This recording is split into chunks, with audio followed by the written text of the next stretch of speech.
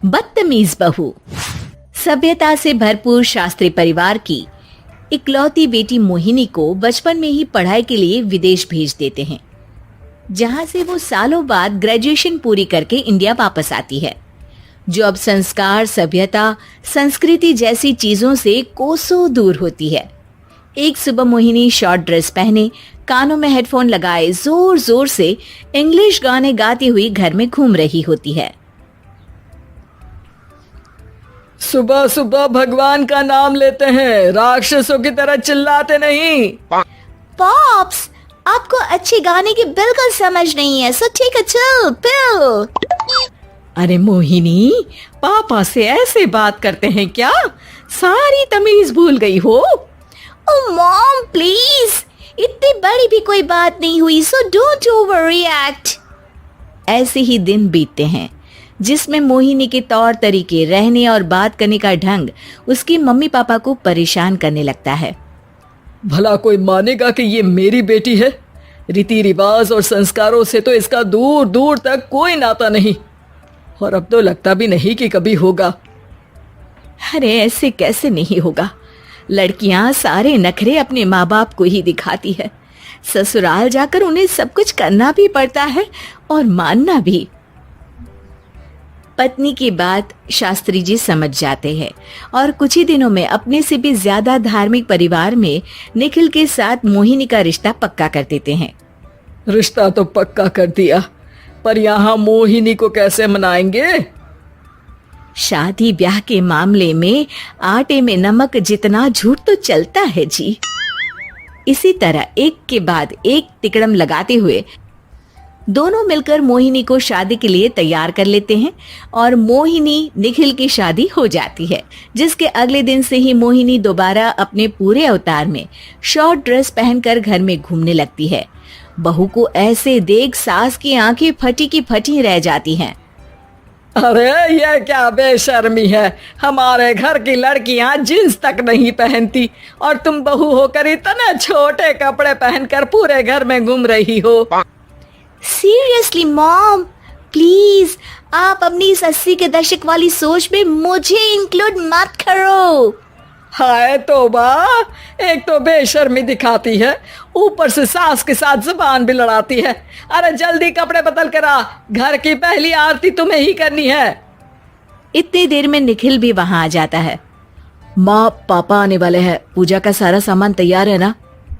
ये पूजा हमेशा मेरे बॉयफ्रेंड्स के पीछे पड़ी रहती थी और अब हस्बैंड के पीछे भी आ गई।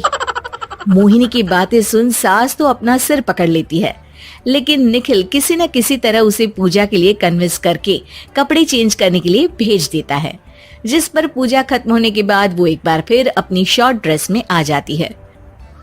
बहू, ये क्या तरीका है? संस्कार नाम की कोई चीज है या नहीं? नहीं ससुर जी, संस्कार मेरा दूसरा बॉयफ्रेंड था, अब तो मेरा उससे कोई कांटेक्ट नहीं है। मोहिनी का जवाब सुन के ससुर तो भगवान नाम जपते वहां से चले जाते हैं, लेकिन सास बहू के बीच कहा सुनी फिर शुरू हो जाती है, जिसे इग्नोर करते हुए मोहिनी घर से बाहर चली जाती है और देर रात घर वापस आती है। मोहिनी, मैं जानता हूँ कि तुम विदेश में रही हो और तुम्हें वहीं की आदत है, पर यहाँ चीजें कुछ अलग है। अगर तुम उस हिसाब से कुछ एडजस्ट कर लो तो सबके लिए सही हो जाएगा। I am not in a lecture mood. Good night. अगली सुबह मोहिनी देर से उठकर एक बार फिर उसी तरह सबके सामने आती है, जिस पर उसकी सास कुछ बोले उससे पहले ही मोहिनी की दोस्त मोनिका और रेचल वहां आ जाती हैं। Oh hi darling, how are you? OMG, we missed you so much. I missed you too darling. Ram Ram, इन्होंने तो तुमसे भी छोटे कपड़े पहने हैं। अरे तुम लोगों के अंदर कोई शर्म लिहाज बाकी भी है या सब बेच खाई? मोहिनी, तुम्हारी मेड कुछ ज्यादा नहीं बोलती? इस पर मोहिनी की दोस्त उसकी सास का मजाक बनाने लगती है, जिसे सुन निखिल उन्हें जवाब देते हुए कड़वे शब्द सुना देता है और वो सुन के वो दोनों तो मुंह बनाए वहां से चली जाती है, लेकिन गुस्से से लाल मोहिनी वहीं खड़ी निखिल को घूरती रहती है। घूर क्या रही हो? तुमसे शादी की ये सोचकर कि विदेश में पढ़ी लिखी हो, घर में कोई पॉजिटिव चेंज लाओगी, अपनी करियर के लिए एम्बिशियस होगी, पर अपने इस बिहेवियर से उस पढ़ाई के साथ साथ अपने मम्मी पापा के नाम को भी डुबो रही हो।